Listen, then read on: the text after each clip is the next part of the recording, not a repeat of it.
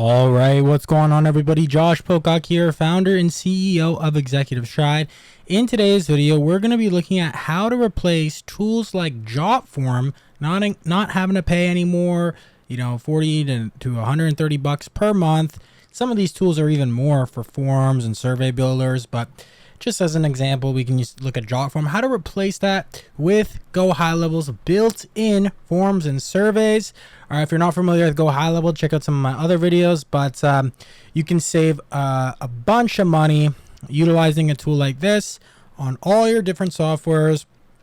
Replace things like TypeForm, Jotform, SurveyGizmo, and a bunch of other tools, all within one system. So without ado, let's get right into it.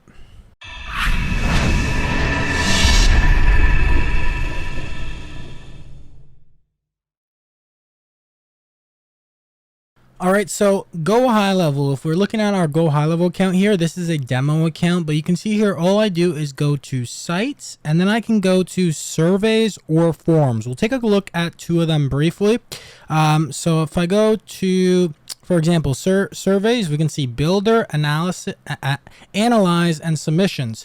And you'll see the same thing with forms. So here's my builder, so I'll see all my forms, the name, the server ID, and the status. If I go to analyze, I'll be able to see, what, records have been being submitted through my forms over the past few days, months, week, etc., even the year or last year, right? And then if I go to submissions, that's where I'll see the actual submissions, and I can filter by all surveys or a specific survey. And the same thing goes with forms. I'm just showing you in the survey section, and you can go here, filter it by how many you want per page, as well as the time frame there. All right. Now, how do you actually build a survey? Well, you go over here to the builder, you click on create new survey, and you'll see here, this is what it will look like. So first off, I'm going to remove this branding down here because we don't need that. Let me go to options, and we're going to, let's see, I think it's in style actually. So styles, we're going to remove agency branding. Now within the survey section, you'll see that you have fields. So you have your standard fields. So these are things like full name, first name, last name, phone, email, organization, address, city, state, country, postal code, website, source, date of birth, text, HTML, image, CAPTCHA, and then you have your custom fields. So these are custom fields that you can create, and yeah, you can just click on add custom field, and you can select things like text input, so single line, multi-line, text box, list. You can do values, so numeric values, numbers, phone numbers, monetary, so dollar amount. And then you can do things like choosing options, so drop down single select, drop down multiple select, right? Radio select, so these checkboxes. Checkbox, so radio and checkbox is different. Checkbox, you can select multiple. Radio, you just select one. Date picker, all right, you can select a date. File upload, you can upload a file. And then signature, I don't know why it's not showing here, but you could do a signature, right? So you have a bunch of options for custom fields, and you can create as many as your heart desires. Get creative with it for different types of forms or surveys, onboarding forms, quiz, prospecting forms, qualification forms, all these sort of stuff, right? And you'll see here for surveys, you have slides. So this is how you add more slides. Right now you can see I have 4 slides. If I click on the slide here, click on the slide, you'll see the slide name and the slide position. So if I change this, I don't think I can change the position by typing. You would actually just have to drag it like so. Now you'll see the position is changing. But to change the name, you don't necessarily need to. This is kind of just for internal purposes. But this is where the slide name will show. This won't show on the front facing end. This will only show on the back end. And then you can actually drag whatever fields you want into the slide. So you can have full name. You can have like one field per slide, like full name, phone number, email, organization, company name. or you could have multiple in a single slide. So you could do like this. So you can really build it and customize it how you want. Also too, if you click on the field, you'll be able to see the field title name. So you can actually change this if you want. So if I go down to organization, I want to change it to what's your company name. So you can put it in like a question form, like so. You can change the price holder or the placeholder, company name. And you could change the query key. So the query key is a key that can be used as a URL parameter to populate this field. So say if you create a query key, such as company name, you can use this query key to send your UTM, or basically to send parameters to a next page. Say if I have a quiz or a survey on one page and then I'm redirecting them to a calendar booking page, well, I can basically, the redirection URL I can set up could include this query parameter, and then it could show, you know, basically feed that query parameter into the next page. Say if I want to pass parameters that someone fills out. So if someone fills out their company name or fills out their first name and last name and phone number already, I could pass that string into the redirected page for if someone's booking a call, I could automatically fill in those those fields, so they don't have to do it twice or whatever, right? So you can use it for that. And you can also use it for stuff like, say if, you know, you have their first name here, you could get a query key, and then actually you wouldn't need the query key. But one thing, just as a side note, you could do is you could take the like the contact name field, and you could put it on a landing page and say like, thank you, contact name field. I guess maybe you would, yeah, and then you would say thank you, that contact name field, for filling out the quiz. You have been approved or whatever, and it would actually populate their name. So thank you, Josh, for filling this out, blah, blah, blah, blah. All right, so I don't think that's with the query key. I believe that's just with normal contact fields, but like contact dot full name or whatever the heck it is. I went over some of that in other videos. It would look like something like this. I think it's like contact dot like full name or something. It depends. It's something like this. I'd have to double check, but you can check in GoHighLevel support section. We're not really covering that though. That's just a little side note. Anyways, not to get off topic, but with these fields, you can also create required. So if you want the field to be required so they can't go to the next slide or whatever, and so they fill that out, then you would select required. So it can either be required or optional, right? Like so. And that's pretty much it. Now, you can also, over here, you can create, so say if I wanted to do a text, like so, oh, not text. I wanted to do actually what I would do is a custom field of a single line. And say if I wanted to do like UTM medium. The thing is, GoHighLevel already tracks pretty much UTM parameters, if you're familiar with that. But you can still add like hidden parameters to a field like so. Like I'll show you what I'm talking about. Say first name. Let's just pretend this was like a UTM parameter. I could create hidden fields, and then I could enter the hidden value or the values of this hidden field. Like say if it was UTM source.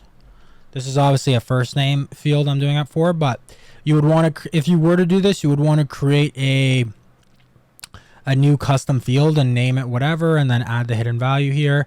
But you could do UTM parameters, UTM source, UTM medium, UTM campaign. Thing is, GoHighLevel already tracks that, I believe, internally, which is really cool.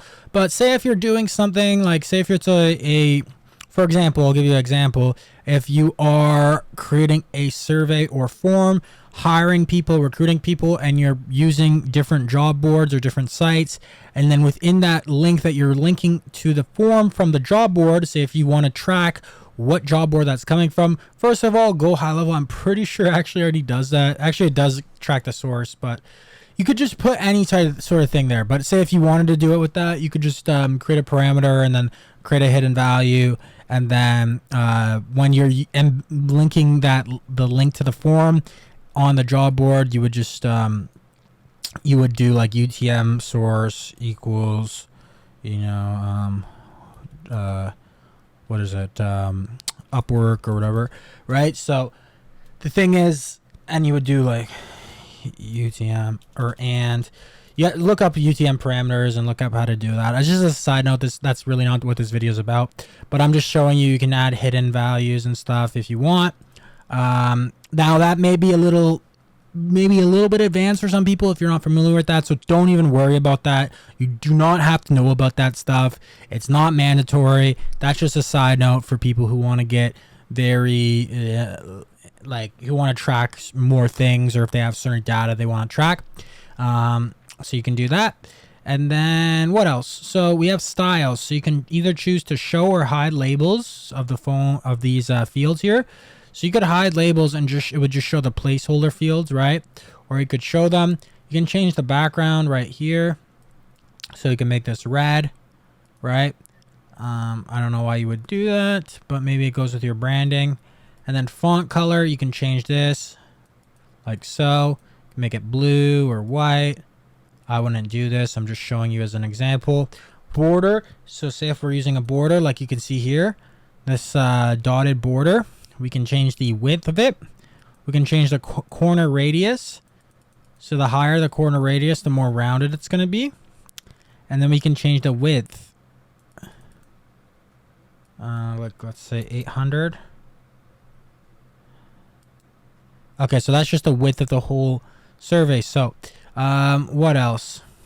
Custom CSS, I'll come to that in a second. You can change the background image. You can actually, so say if I just wanted to remove the border, just put 0 like so. Okay, we didn't want a border radius, we could do that, or I could just keep it like so. And then options, you can change the survey name here, test. Now on submit, you can change it to either open URL and it will redirect to a URL like a booking page, say for example, or a message. So thank you for taking the time to complete the survey. You could add a custom message. You can also create these things right here. So disqualify immediately if message. Oh, so this is the message. So if you're gonna I'll show you this in a second, because you can create contingent what do you call it, like conditional you can create conditional surveys. I'll show you that in a second with conditional logic. So say if we're doing that, and say if like you're doing something, you are a home service company and you can't work with clients if they're over a certain age, like if they're over 75, you can't get financing for them or whatever, like they won't get approved. So you want to disqualify those people. You don't want to waste your time. You don't even want them to be able to complete the survey. So what you're going to do, disqualify immediately. If they disqualify them immediately, you can just send them a message, thank you for taking this time to complete the survey. You don't qualify, unfortunately, blah, blah, blah, blah, blah. Or if they don't qualify for that specific service, but you want to redirect them to a different URL, maybe they qualify for, or just the disqualification page, you can put a URL in here for that, right? So you can get very, I guess advanced in terms of lead qualification with these surveys and conditional stuff like that. And I'll show you that in just a second. And then disqualify after submit. So yeah, so you could either do disqualify immediately with which would, if they answer the wrong question, it will disqualify them immediately. Or if they answer the wrong question, it will disqualify them after submit. So that it really depends, and I'll show you how that works in a second. Here you can add the Facebook pixel ID. So ignore this field if you plan to use the form/survey inside a funnel, because then you're just going to want to add the pixel ID into the funnel, which is recommended. You want to use this in a funnel. Don't just like use the direct survey URL. Trust me. And then Facebook pixel events, if you're using it, on page view, you can change, etc. On form submission, right? There's some stuff there. Survey field settings, one question at a time. Interesting. So yeah, you can enable or disable. Sticky contact. So sticky contact will autofill contact information previously entered, so you don't have to enter it twice. So you could use that. Back button. So enable or disable a back button. Disable auto navigation. So if turned on, the survey will not automatically go to the next slide. So that means they would have to click next. But if you don't have this on, if it's auto navigation, then basically say if I had a radio or like a radio question, right, with radio buttons, and they selected one, once they select it, it will automatically go to the next slide. So it's a little bit faster. Progress bar, so you can enable or disable this. Disable animation, so turning this off will disable the slide transition animation, so you can enable or disable.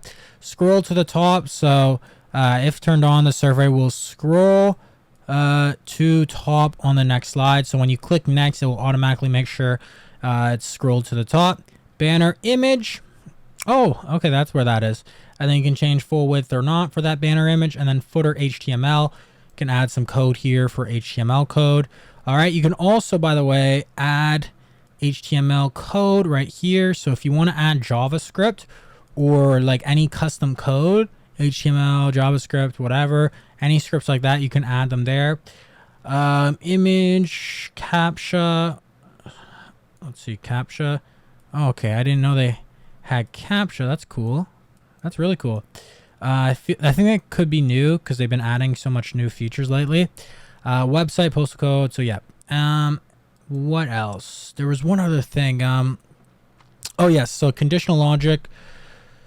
So let's see. So what you do is, if you click on a slide, you can see here.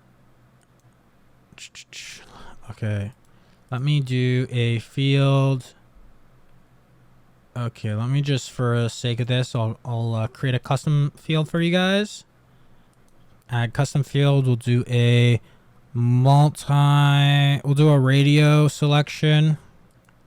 Okay, so next, and we'll name this field test. Object will be contact group. So this is where you can select what type of group this will be for. We'll just put it as additional info, and you can create other folders for this in the settings. And going to custom fields, you can create folders and really organize your custom fields, which is really cool. And then let's just do test 1,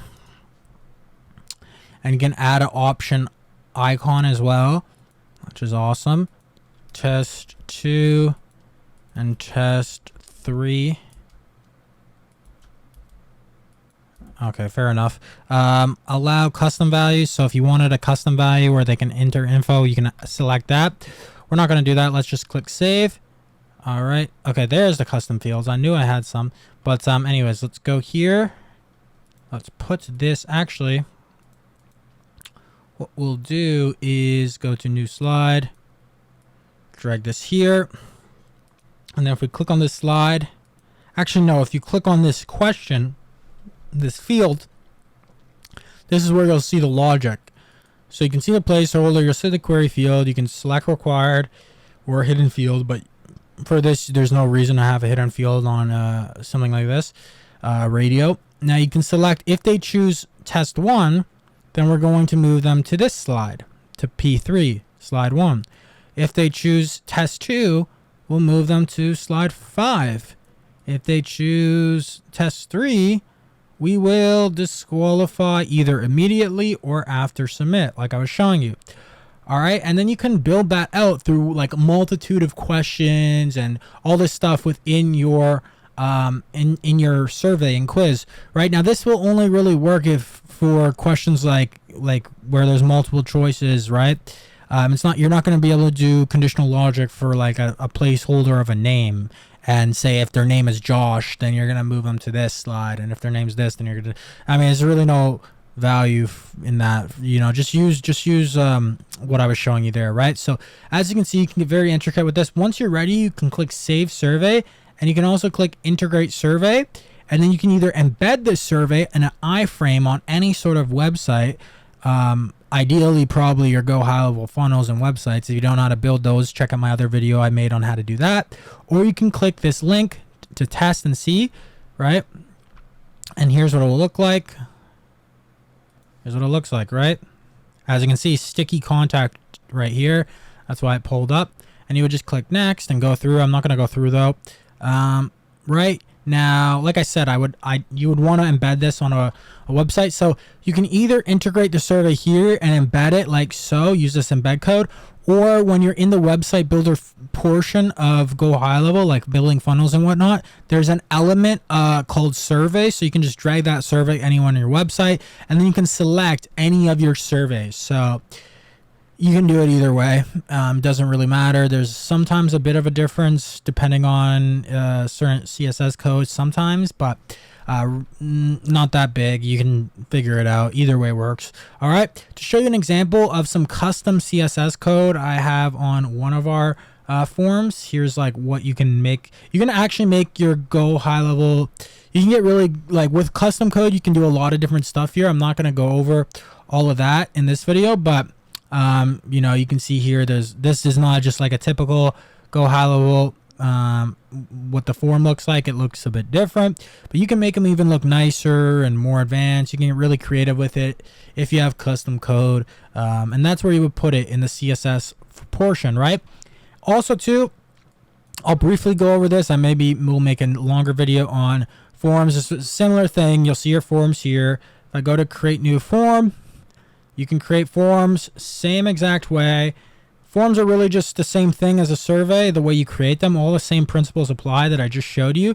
The only difference is it's just going to be on one. It's basically just like on one slide. So it's just a very long survey that doesn't have extra slides and animations. All right. So we use both of them in certain situations, but that is how you do it, guys. Very, very useful. It's going to save you a bunch of money on other tools like Jotform, TypeForm, all these things. Plus, it's going to make your systems and processes a lot more seamless. Yes, you can use tools like Zapier and stuff to zap new submissions into your CRM.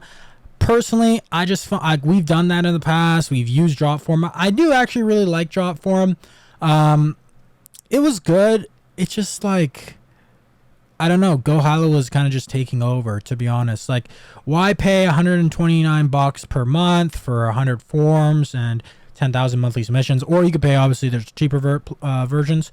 But look at, you only get 25 forms, 50 forms, 100 forms. GoHighLevel, you get unlimited forms, unlimited surveys, unlimited submissions, unlimited space, unlimited monthly views, unlimited total storage, unlimited fields per form, unlimited monthly payment submissions, unlimited everything. And you get unlimited users. It's like literally a no-brainer. It's better, in my opinion, and a lot of other people's opinions, and it also saves you a crap ton of money. So it's just like, that's why I've been making a lot of videos on this tool. It's super beneficial. The thing is, a lot of people may know.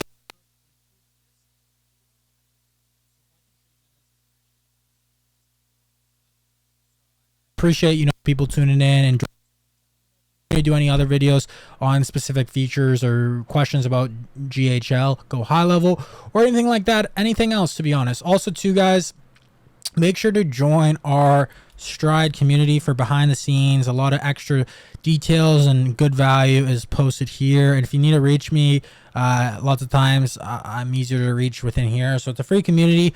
Also, to join our Accelerate Your Stride challenge, free 6-day challenge on how to accelerate your stride, build a business, add extra 100K monthly recurring revenue to your business, show you what you need to do that. We go over our 6-step process that that we've used to scale our brand, our company, multiple other companies. You can check out our case studies, etc. This is a free program, guys, so you don't have to pay. You can go here, join the waitlist. It's not out yet, but it's going to be dropping very soon, so make sure to do it. It's 100% free. Once it drops, you'll get notifications about it, but I'll leave links to that in the description, as well as if you're not on GoHighLevel yet, you need to get on that. At least try the 14-day free trial. I'll leave links to that in the description below. But other than that, guys, I hope you enjoyed this video. If you like it, make sure to smash that subscribe button, smash that like button, comment down below, and I will see you in tomorrow's video, guys. Keep hustling, keep grinding, and of course, accelerate your stride. Take care, guys.